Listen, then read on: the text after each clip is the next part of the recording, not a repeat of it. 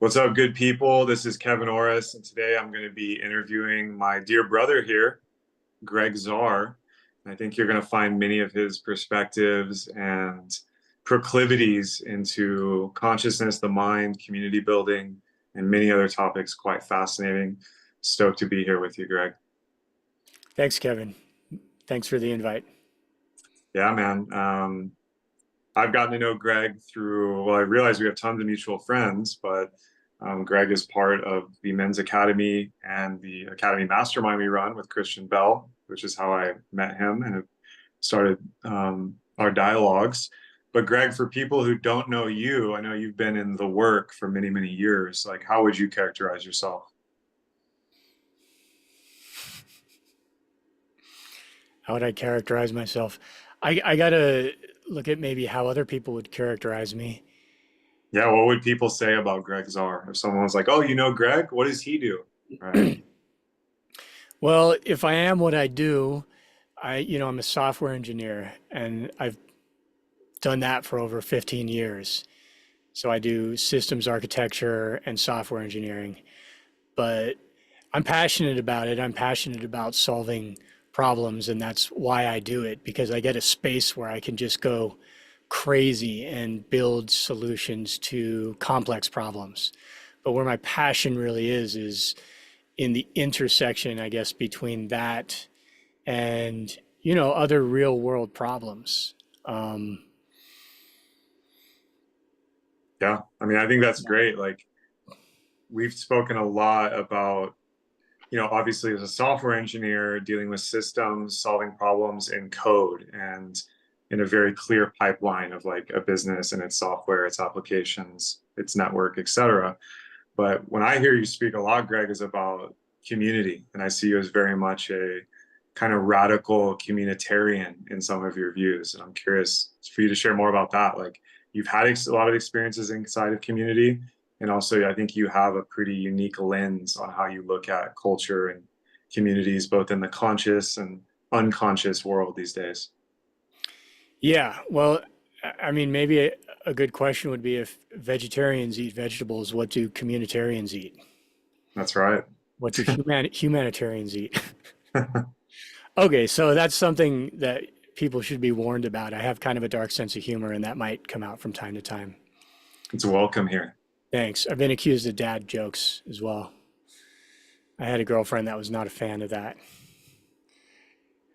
Anyways, yes. So I've been a lone wolf, been quite the lone wolf for a long time. So for a big part of my life, living with other people and spending time in communities was my own prescription for myself to learn how to live with other people and learn how to get along with other people. And there just came a point in time where I loved it. Like I found a real love of community and humanity and other people. And I guess I should have given my job title of human potential enthusiast. There you go. Yeah, I am so enthusiastic about what's possible for humans. Maybe it's not quite fully expressed yet, but I see it. I see what's possible.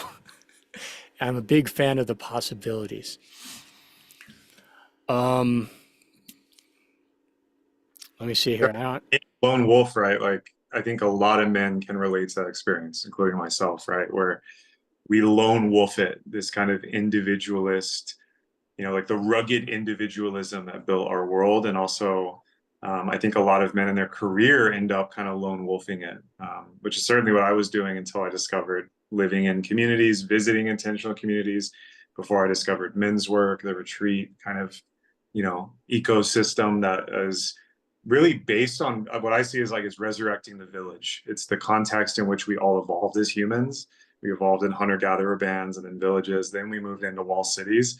And, you know, being a communitarian doesn't mean that you're like a cult leader. I use that word lightly as just like someone who's interested in community design and thriving. And like you're saying, like human optimization and like potential. yeah, yeah. Okay, I'm glad you brought up the whole individualism thing because it's a good point. I think a long time ago, the value system culturally was pretty different. Like if we go back to hunter gatherer, before the agricultural and then the industrial revolution, the value systems were a lot more around unity.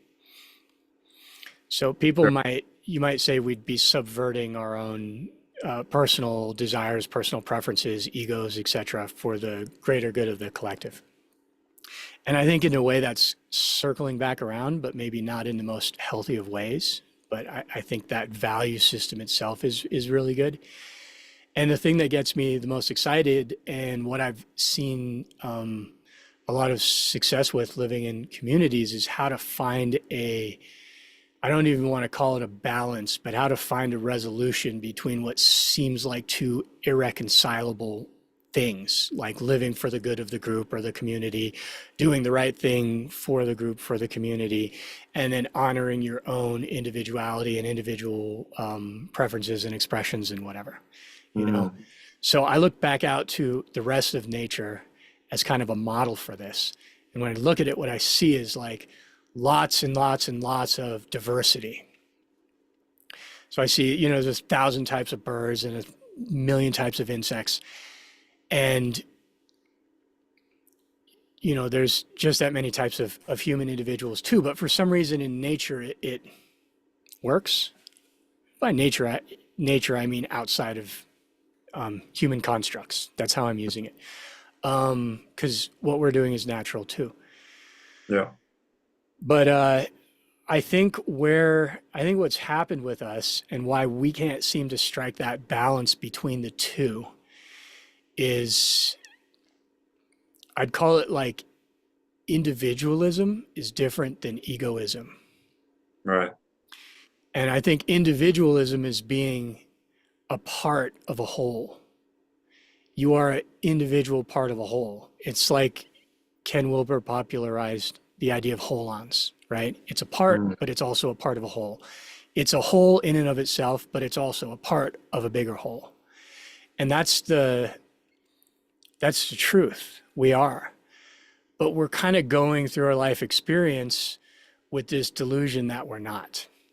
Like that who and what we are ends at the limits of our individuality. And so our attempts to get together into groups in a functional way, in a coherent way, and still retain our individuality, but still be a healthy part of that group is compromised kind of for that reason. right. I think that's really well put. And you use one of my favorite words to describe group dynamics, which is like coherence, right? Do we have a coherent group field, or is there a coherent, a lot of people in business talk about the coordination problem, right? Or in early, human culture, it's about coordination. Are we all working towards the same goal? Do we have similar values? How do we coordinate human effort and relationships in a direction, right? And this is something to double click on here, and I want to run this by you. This came up in the men's group we're a part of in a symposium. I've studied this a lot because first off, it's interesting to me. Second off, I've been part of like a gamut of like medicine community, personal development masterminds, network marketing bros, borderline cults. I've been part of the Catholic Church. Like I've been a lone wolf and a participant in all these different diverse, community structures. And what's really interesting, whether it's startups or intentional communities, the top three predictors of failure or causes, founder issues. So the founders are like, oh, fuck your vision. This isn't what we agreed upon, or we disagree. Money issues. So even if they're capitalized or they have finance, it's like, well, I think we should spend the money this way. It's like, well, no, fuck you. I don't want to do that. Or you stole my money. Or it's sexual issues. Like someone's fucking someone else, or like you cheated on me. Like this community's done. So that's what predicts the failure of them.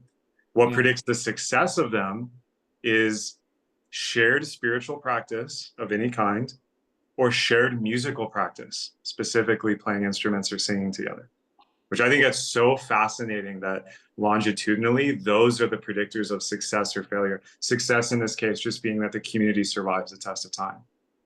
Right.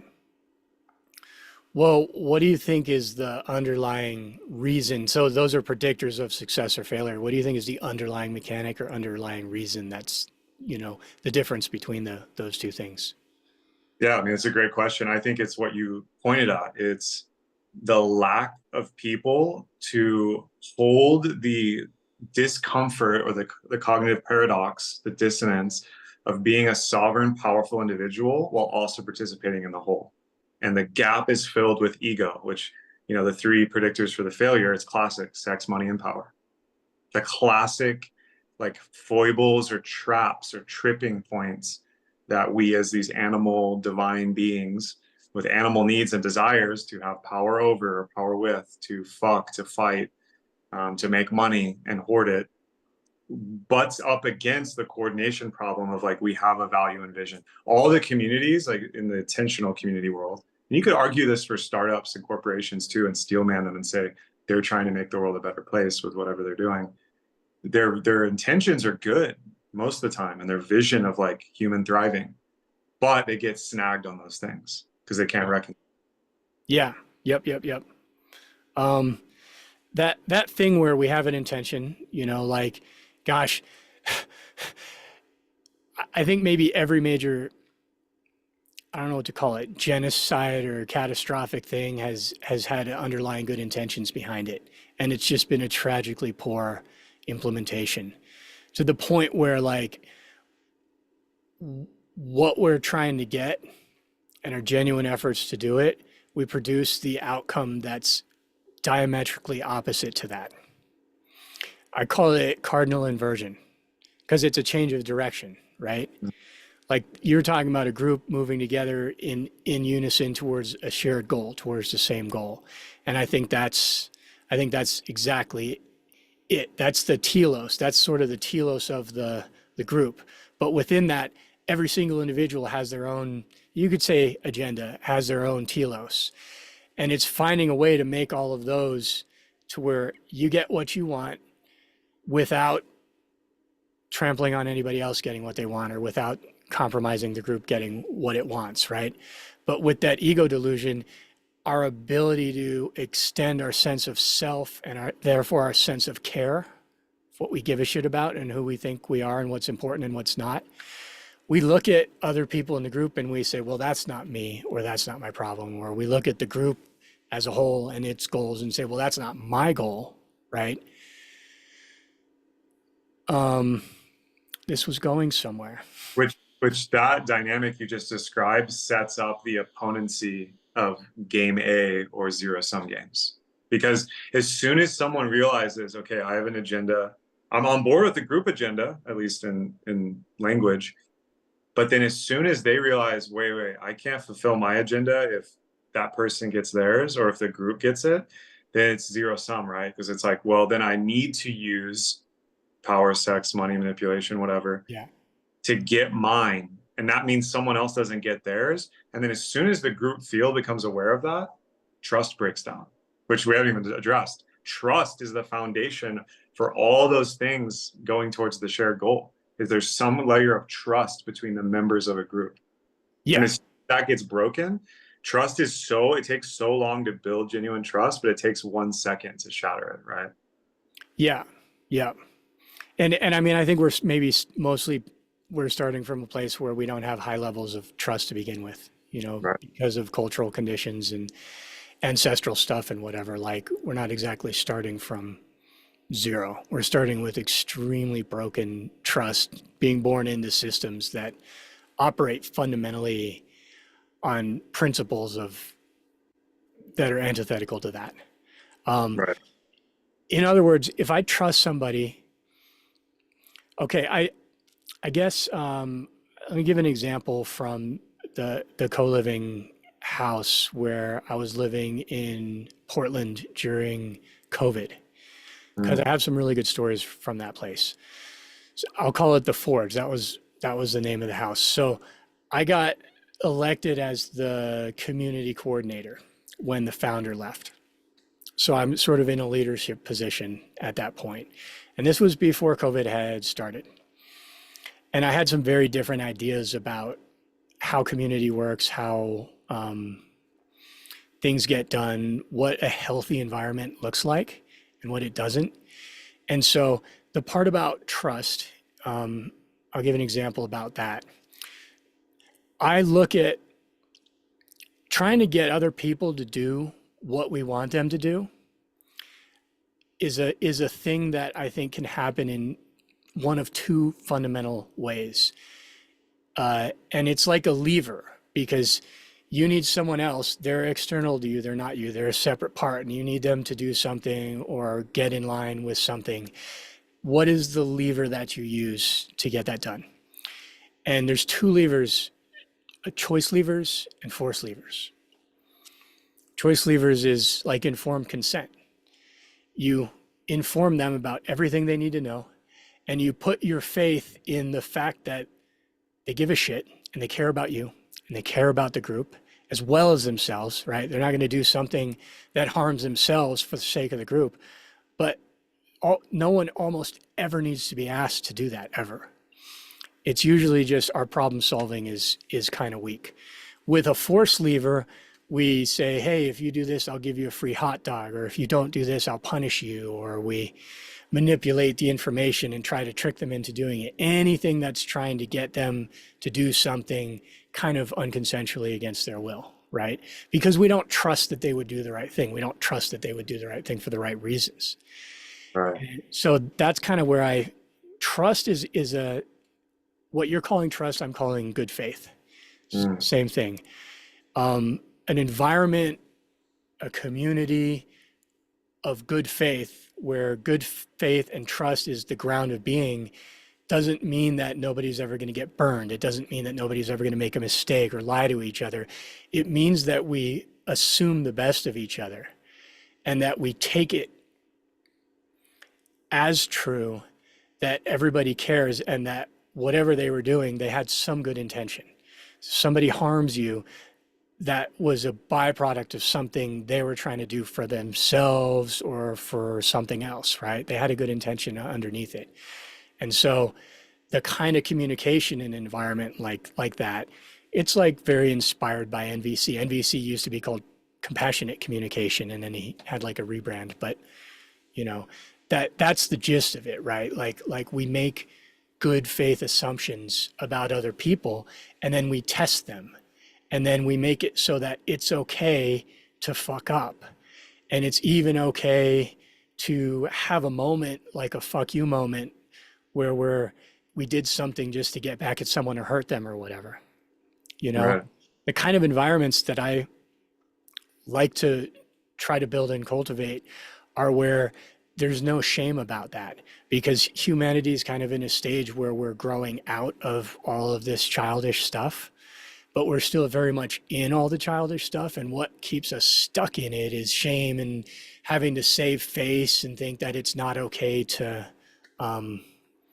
just say, oh yeah, I was being an ass. Oops, sorry.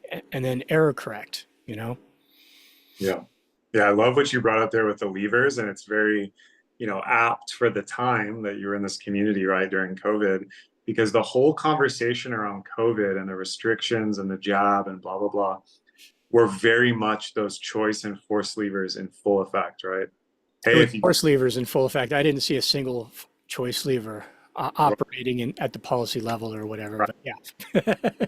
right. And I would agree, which was the biggest problem, because if we want to assume good faith on the part of our institutions and governmental bodies, are we assuming they're acting in good faith? And then they're like, hey, if you don't get this thing, this medical procedure, we're going to punish you. You're not going to be able to travel. You can't do blah, blah, blah. Yeah. Or if you get it, hey, you get a free hot dog. Or like they were doing, hey, you get a free eighth of weed if you do this thing. It's like, what's going on here? When like the foundation of the Hippocratic Oath and the medical like model of philosophy is informed consent. It's Yeah. pure believer and initially, right? I think it was a moment of coherency for the culture, meaning the way we were actually behaving for once in a long time actually aligned with what our underlying real uh,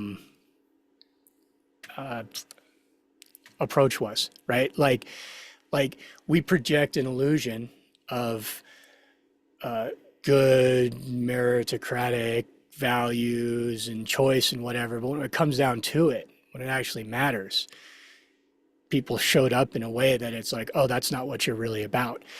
Before that, it was distortion. It was a sleight of hand, you know?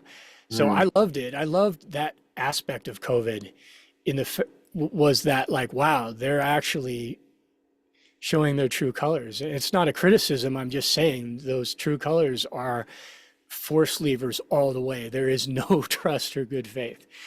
And if I was to do a steel man and try to good faith them, I could do that on any reasoning you could point out. I could find a way to make a good faith view of that, right?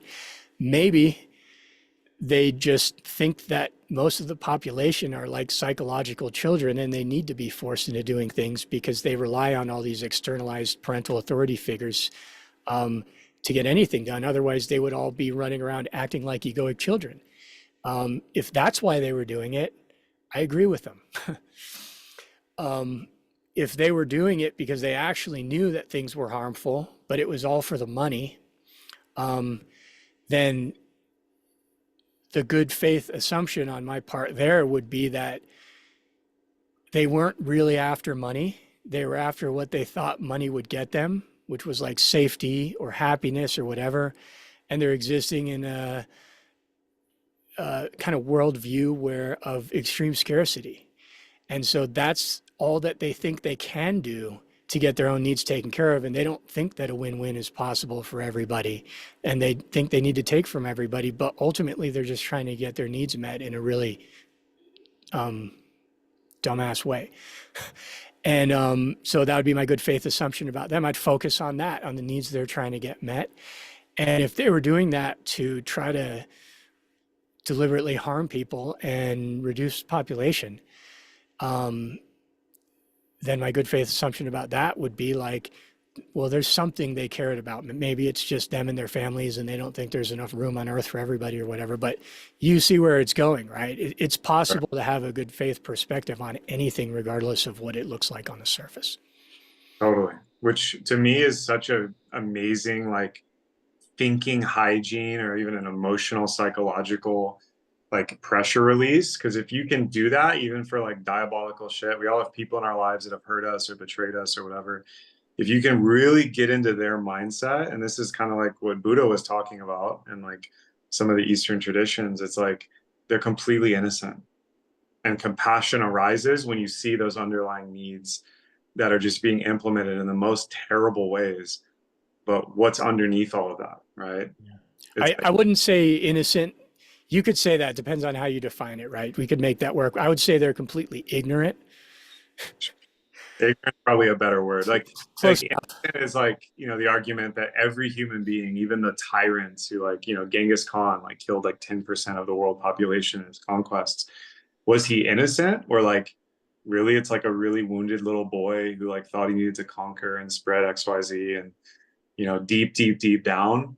But yeah, I mean, ignorance is probably the better word because innocent implies a certain level of like purity of heart or something that's really hard to imagine for some of these people. Yeah. Yeah. Again, so yeah, it depends on how you define it. You could swing innocent too, but I'd reserve that for other people. Like there still needs to be accountability. And I think that's one of the things when I start talking this way and people are like, well, but they blah blah blah blah blah. And it's like, slow down. Like nobody's letting them off the hook. We're just trying to understand the full scope of reality clearly, all of Yeah, it, not just the part that pissed you off. right, right. Which this could be a good segue, Greg, to like, we could just kind of riff from here. I'm curious of your take on what's happening right now. And I want to zoom in on a specific region, which is sense making in general. And this is news media, this is people's testimony or just talking to each other. This is what people believe is going on in the macro. And we'll just use America because we're both here. What's happening there in the sense making ecosystem that's making it so wonky? On one hand, you have legacy media and institutions. It feels like their propaganda dial is being turned up. It's almost like they're like, okay, more and like more egregious things that people, even people who've never questioned anything, never took the red pill, are starting to question. They're like, wait, this is ridiculous. This is getting a little ridiculous. And on the other hand, you have a proliferation of rebel radio, podcasters, independent thinkers, all these folks coming out of the woodwork and being like, no, there's an alternative perspective to this. And here it is. And it's actually very well studied and backed by evidence. And there's all these people that have been doing this for a long time that are now emerging. And there's a proliferation of conspiracy theories or all this stuff about what's really going on. And I feel like since COVID, I mean, it's 2024, we're recording this the end of November. In the last 4 years, it feels like that has happened and the information ecosystem has broken down more than all of the, like, as long as I've been alive. I was born in 89. Since, like, I can't imagine another time where that was happening, although I'm sure it was. Maybe I wasn't paying attention back then, but what is your read on what's going on? Like, is this part of the plan? Is this part of the process? Is there some new force emerging? Because it's like it affects everything, right? It affects politics, the conscious Yeah. community. It affects, the stuff we're dealing with in our work. I'm sure it affects your colleagues and the people you talk to every day. Yeah, good question. Big question. Um, So this question is a whole podcast on its own, right? yeah, at least one. Um, Whoever at any given point in time is sort of controlling the narrative for the majority of the population, like rewind way back and it was the church, like the Christian church at one point, like coming out of the dark ages. They had like a monopoly on on like narrative information. So the printing press scared the shit out of them because it democratized that, and they're going to lose their control of it. Okay, so today, whatever groups, let's call it like corporate controlled media, in my opinion, that's what the main monopoly on narrative is. And then there's maybe partnerships between big tech and government and whatever. I'm not even saying their intentions are bad. I'm just saying that they're the ones that have the monopoly on the narrative. Well, you have a proliferation of social media and stuff. 1,000 ways. It's like the printing press all over again, and they're fucking terrified. So they're reacting to that, and they're doubling down on the only thing they know how to do. And so on one level, I think that's what's happening. That's part of it. When you see all this polarization and stuff of people, you have a main narrative, like this is the official story on this thing, right? So you're going to have at least two groups of people in relationship to that. And those groups of people are determined because we're in a society right now where most people are still, the level of emotional development is not at its full potential yet. One way to say it. They're acting like children. And so their response to that parental authority giving the main thing is a reflection of their relationship with authority that was developed in their childhood. So you have people that are getting behind it and scolding anyone who doesn't do what mom or dad says, and you get people that are rebelling diametrically to it. That's the polarization. If we had a society of people who were emotionally mature at an adult level and psychologically at an adult level and had dealt with those things and that shadow stuff or whatever you want to call it, you wouldn't see that kind of polarization happening. But in between those two groups, there's a third group. And that's a group that's pretty small. But those are the people who aren't just reacting emotionally and then out of a cognitive bias, they're either getting behind or standing against whatever the mainstream narrative is.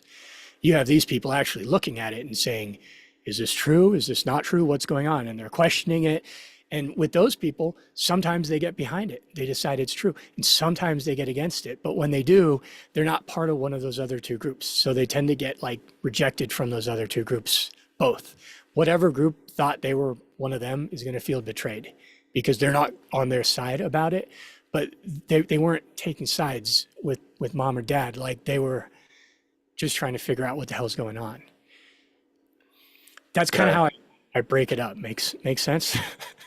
And there's a way in which the father mother projection of external authority figure and the transference that's happening there, it's very like psychoanalytic. I think about this a lot. In a sense, the American left, the Democratic Party, let's say, for convenience, is mom, and the American right, the Republican Party's dad. like in the very traditional old school way of like, dad says we should do this and like no nonsense. And like mom's very caring and nurturing. It's like, let's think about everyone. Let's be inclusive. Like that polarity, that duality binary has almost played out perfectly in this election cycle, especially. It's kind of wild to think about how many people like NPCs, non-player characters, they're just like, I'm for the current thing, or I oppose the current thing. And I've seen you comment on social media, and myself, I do these experiments a lot on social media in the town hall of the internet. It's like clockwork. Pick any issue. Like you don't even have to do the crazy ones like Trump or abortion or like war, foreign policy. Just like very benign issues like the price of groceries, like something simple. Without fail, those two groups you described will instantly form in comment sections or like Yeah. public forums, like instantly, like clockwork. It's tragically predictable. It's so boring. But that's what politics is today, at least, is predicated on. It uses that predictability to maneuver things. Like that's what it relies on. If that predictability went away, politics would fall apart, I think.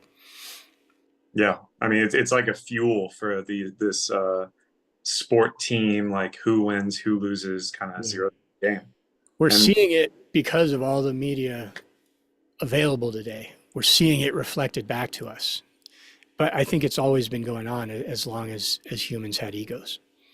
yeah, which what's really fascinating to me is like, and I'm sure you've had this experience, people I know, what I thought were intellectual, intelligent, caring, somewhat advanced people, also falling for it. Sometimes even harder, because it's almost like I'm watching them get possessed by an ideology or hijacked by an idea in real time. And it's almost like they double down, where like I'm more in the third group, maybe where I'm skeptical of everything, maybe even, you know, too much so sometimes. And these people, like it almost becomes their identity. So it's not that like, okay, I oppose this thing, like I oppose this issue in like sexuality and gender rights or whatever. It's like, no, no, no, you don't oppose the thing, you oppose me because I identify with that. It's almost like a personal attack to them because their identity is mixed up in this Yeah. idea that has not may have nothing to do with their actual life. Which those are the craziest ones for me. It's like, does this have any effect on you at all? It's like LARPing. It's live action role playing. I think that's the ego. That's the ego phenomenon. Like ego is means this is more like a Zen Buddhist kind of spin on it, right? I'm not using the Western psychology definition of this.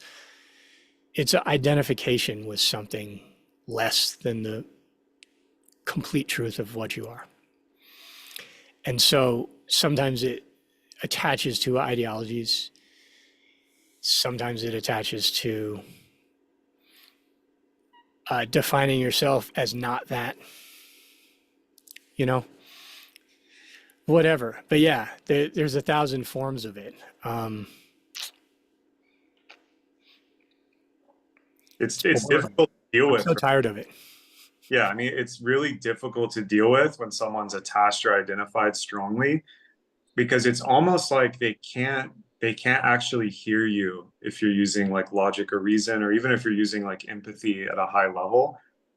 It's so hard to pattern interrupt it. It can be done. I take great joy when I actually am able to do it, but man, it's high effort and low reward a lot of the time, especially on the internet.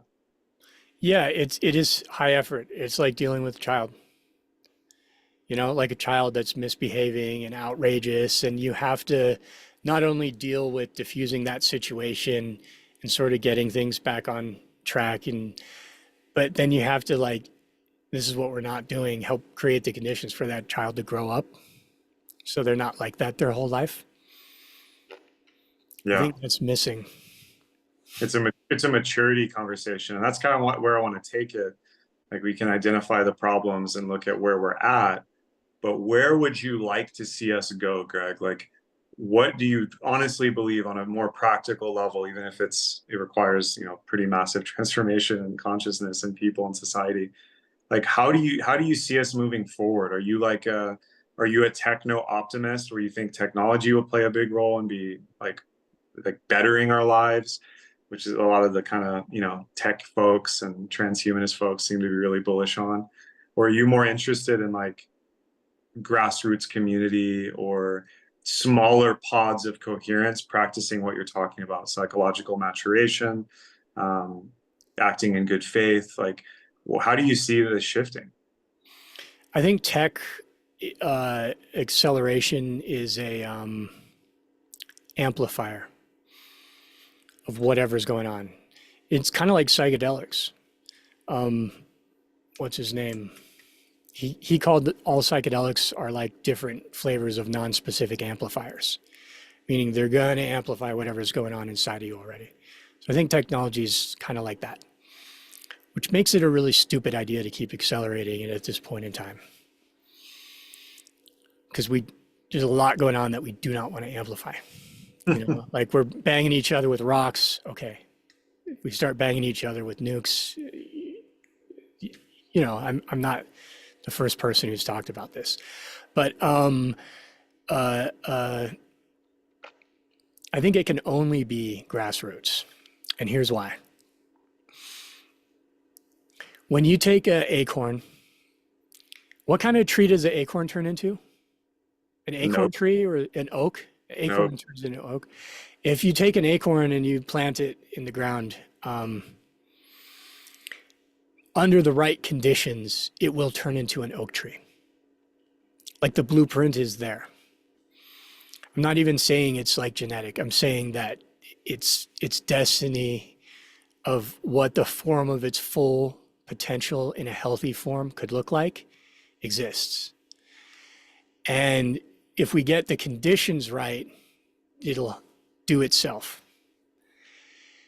And it doesn't need to be tricked or forced or helped.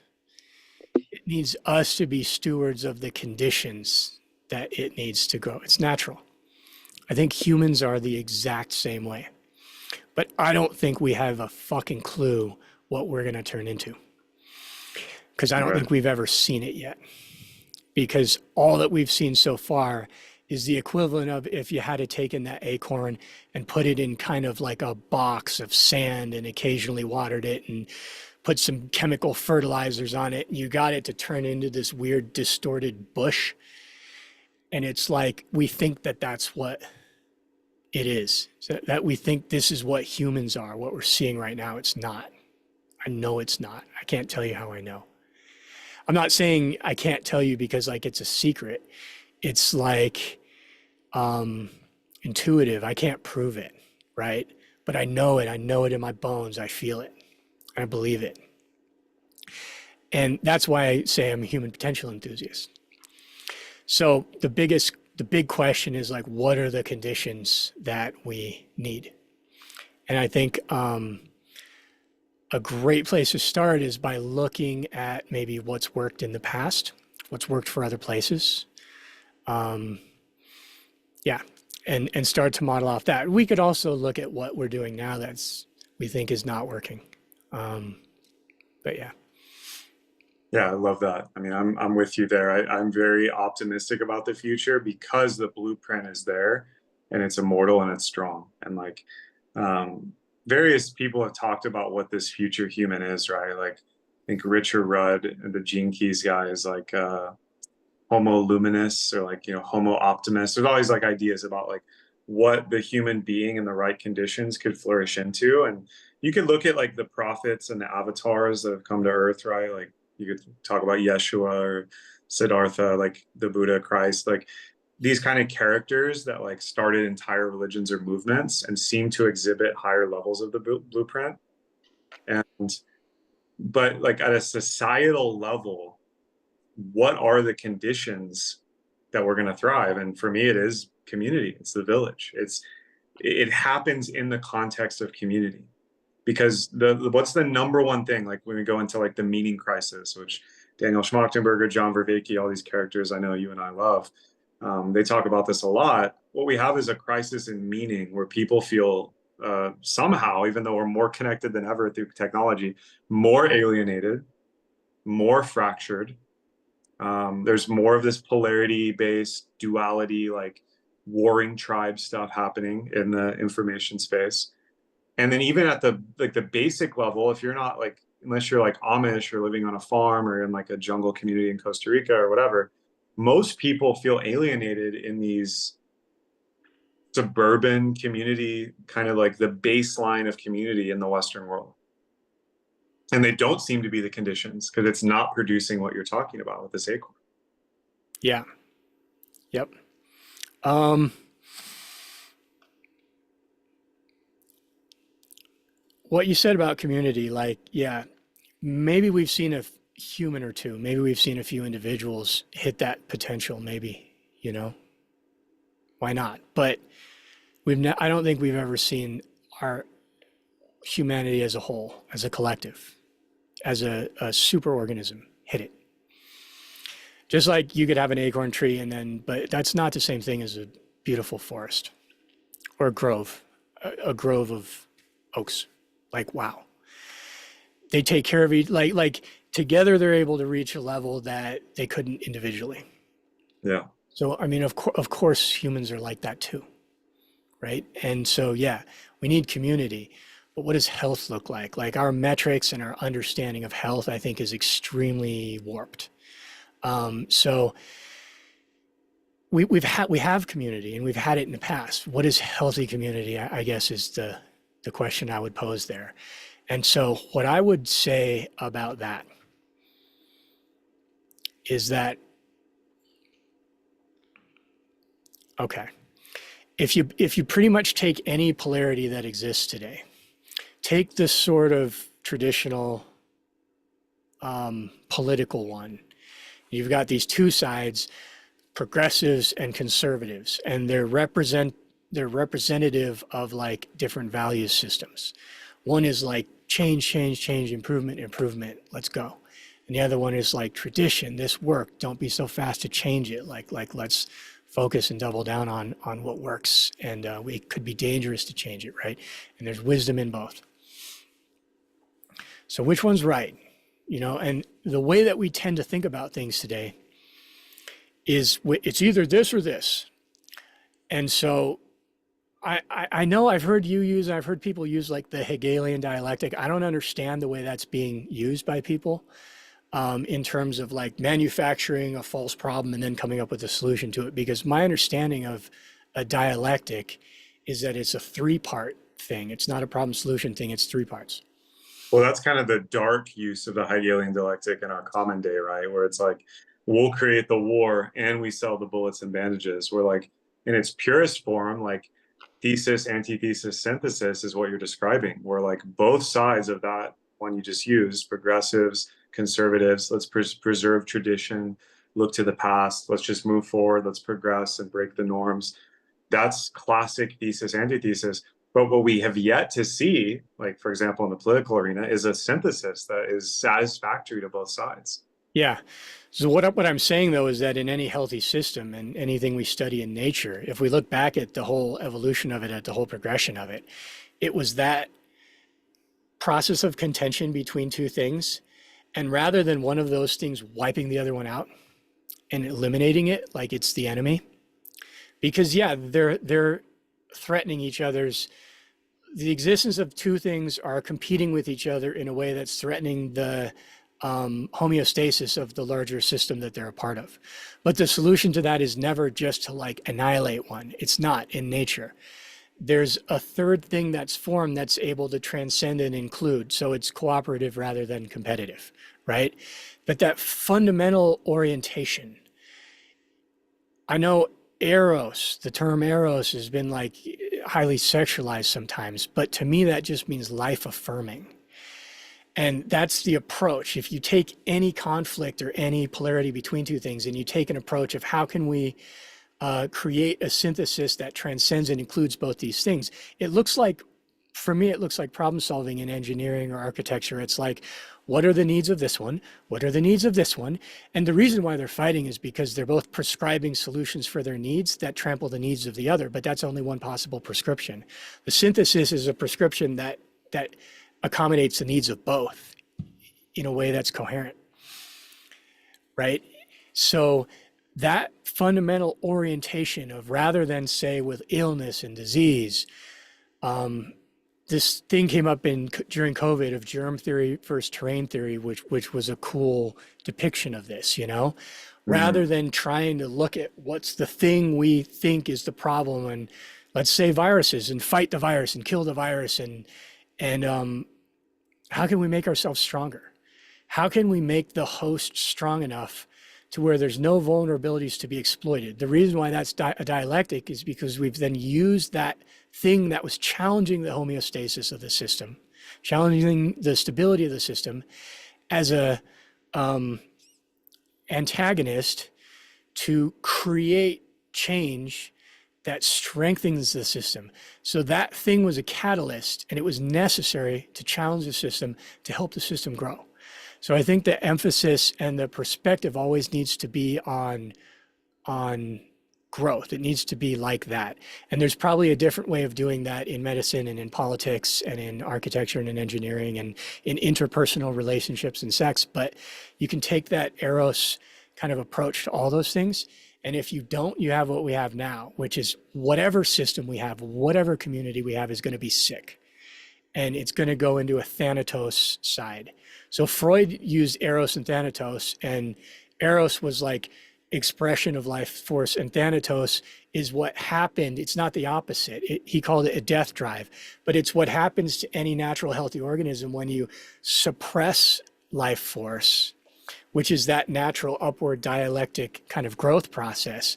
When you counter that, you compromise the system in a way that it starts sort of eating its own tail. It starts Right. turning into a death drive kind of expression, which is disease, which is sickness, right? So I understand this is a little bit abstract, but when you're looking at how do we do community right, how do we make it healthy, it's like, well, fundamentally we have to approach all the conflict within community this way, in an Eros kind of way, and which means one expression of that is good faith, having good faith culture. That's what it looks like, assuming the best rather than you're my enemy, you're trying to hurt me, right? That's the sort of Thanatos expression. And there's like 100 other tools and examples of that, but that's the gist of it. Yeah, I love that. It is very much integral theory. Like we want to transcend and include these old dualities and old like blood feuds between all these systems, religions, peoples, which is a big part of like, see, like we haven't even talked about religion, but religion's at the heart of a lot of this. It's also very symbiotic in evolutionary theory. It's like Mm-hmm. the lions don't wipe out the gazelles. They're living in a dynamic symbiosis, even though predation is happening, right? And you can Right. look at that like, oh, we need to protect the gazelles, or let's file down the teeth of all the lions. But that's not how it solves the problem. We would fucking do that, bro. We would go try to Uh, file down the teeth of all the lions or genetically engineer them to have soft teeth. I could see it. oh yeah, and that's coming from Ludicrous. such a scarce and like formulaic viewpoint of solving things. And there's no trust. There is zero trust of nature, of anything outside of your own ego and desire to control everything in that kind of approach. Right. Yeah. And unfortunately, that's how business, economies, peoples, religions, cults, that's how they've been doing business for a long time, at Yeah. least tons of years. Yeah. And we have enough data now to look at it and be like, hey, this isn't really working. That's kind of the craziest part about all this is like in systems thinking, it's like we have data. We've got a big data set to look at. So then it gets to, okay, why are we still doing it? Obviously, fear and scarcity come into play versus eros and good faith and trust. But at some point, there's all these theories about like what's called like a punctuated equilibrium burst in evolution, where when 10% of a population or a species or a group reaches a different level, it shifts the collective because it basically moves the levers of the ecosystem or the homeostasis. It's like a homeostatic trigger. And so a lot of people are like, this is one of the ideas in religion or New Age where it's like the 144,000. Like if we just have X number of bodhisattvas on the planet or people doing this, the whole collective will change through osmosis. I think that's a bit naive if you take that literally, but that is kind of what's happening, where a small percentage of people in the information space and the community space and the economic space are starting to adopt those other principles and step out of the deadlock of that Hegelian dialectic in its Thanatos form. If there were one thing I could change, it would be the ego. Like if I could just push a button and have ego transcendence happen, everything would just unfold and keep moving along. Because you've pointed out, like, we've reached the point in the scale of our civilization, probably not for the first time, and where things are uh, breaking down. Can't get any bigger. Well, nature doesn't stop. So we have the drive to keep going, but we're stupid about it.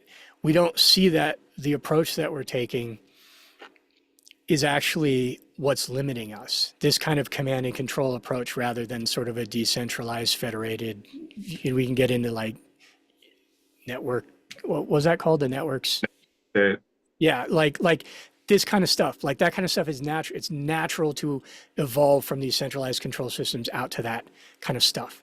The reason why that hasn't happened is because of this ego delusion that's still very much in full swing. That's why I don't think a magical messiah or tipping point is going to just magically come along, because I don't have any reason to believe that the ego would just suddenly fucking disappear overnight. We have to go through it, right? We have to go through it, but that's what needs to evolve is our, honestly, if I put a word on that, it's spirituality, because my definition of spirituality is identity. So our spirituality is pretty much non-existent because we're ego identified, which means we can't see past ourselves into the real nature of things, into the real spirit of things, into the real essence of things, the bigger picture and what we are. We're not connected to that. We've lost our connection with nature. You know, a lot of people like to say, I think that's valid too, but we've lost our connection with our own true nature. That's the singular thing that has to change. I think all the system stuff will happen naturally because we want to keep growing.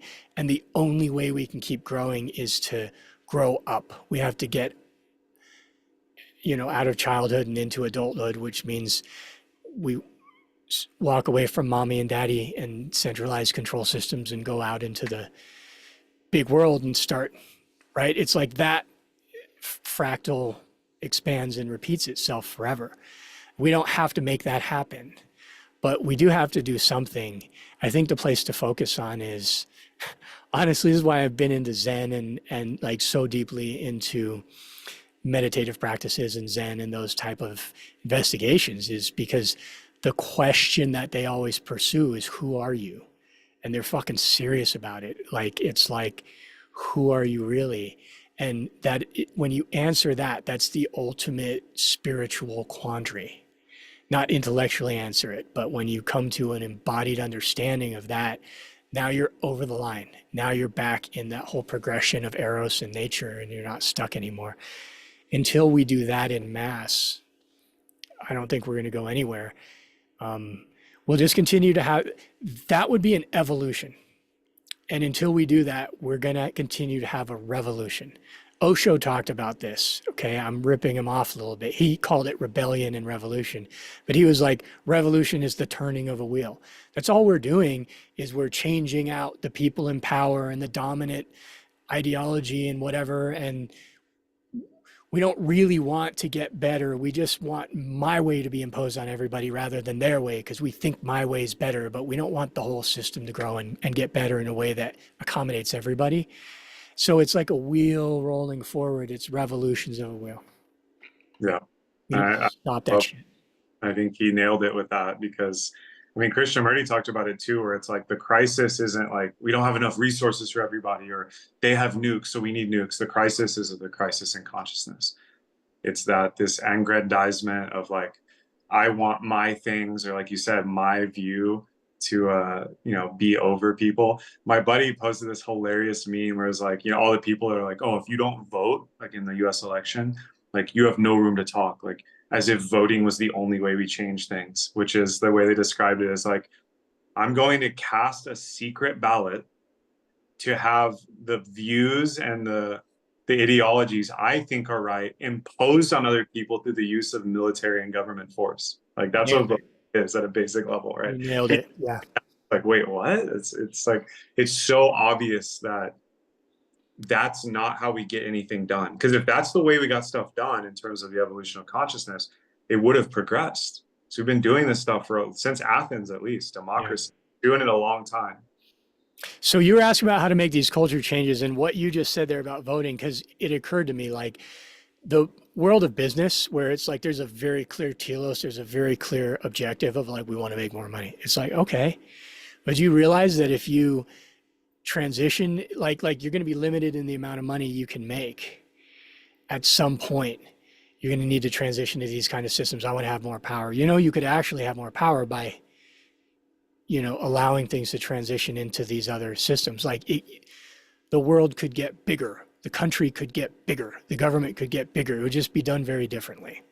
You know, um, I've seen a lot of businesses uh, hit a point where they're so big, it's like a point of diminishing returns. Like they just keep pumping more and more and more and more resources into things. Um, I'm talking about businesses that have real products. I'm not talking about the financial game that people play because they've figured out a way to do that to where they're fucking the rest of the system, but their profits are just completely exponential. But there'll be a price to pay for everybody else one day, right? I'm not talking about that. That's just a very kind of pathological thing. But just healthy businesses in general, they'll hit a limit where they can't get any bigger because the way that they're doing stuff isn't cohesive enough to move as one. So they turn into an octopus, a big enterprise octopus with 100 different legs that aren't talking to each other. And it's that communication breakdown. The ego is what stops humans from communicating fluidly. I could go into the mechanics of that, but it's like if you look at an organism like bacteria, which is maybe the one organism that we've been at war with for the longest and the hardest, and we're nowhere near, like they're always kind of a step ahead of us. It's because they communicate really well. Mm. If we fixed our communication problems, we could turn into something so much more bigger and powerful than we are. Right. I tend to believe because that's my big gift as a communicator, as a speaker. So I'm biased, but communication's at the heart of everything. And Yeah. like communication's way beyond language. Like language is the dominant form of communication right now. But as we know, if you could really, and this is kind of the argument for like telepathy or like high level psychic or empathic gifts, where if you could really know how someone was feeling and thinking without the filters of all this language and identity and ego, you would instantly love them as you love yourself. Like Yeah. that's kind of the big idea at like the high, like a super conductive communication. Things like war, pogroms, jihads, all this crazy shit we see in history, it'd be unthinkable I because totally agree. it's so clear. I totally agree. Um, when I'm talking about good faith communication and stuff, it's like because I'm kind of like I fucking love language. I love symbolic language. You know, like we are being like we're not going to lobotomize ourselves and get rid of the symbolic mind, which is also what the ego has been called in like psychology terms and stuff is the symbolic mind. It's literally our language capacity and symbols and stuff is one of the expressions or gifts of our ego. And so I'm not advocating to get rid of it, but we can use it a lot better. And so the level that you're talking about of connection between people that we could get if like we didn't have the ability to lie to each other because we're using language to lie and then it's opaque, it's a wall, we can't see through it. Imagine a world where lying was unthinkable. That's what you're describing. It's fucking beautiful.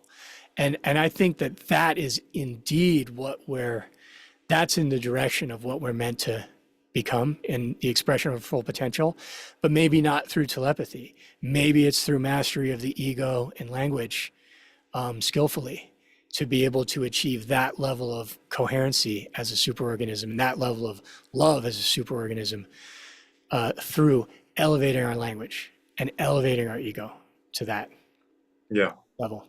And McKenna has an amazing riff on this about like the Tao or like the self, like the ultimate expression, like the true identity of who you are, as you were describing earlier, if it's using the ego at the most skillful level, like upaya, skillful means, it would look like ego to someone who wasn't in that because they'd still think, oh, that person and that little identity, separate self is saying X, but it's actually Tao.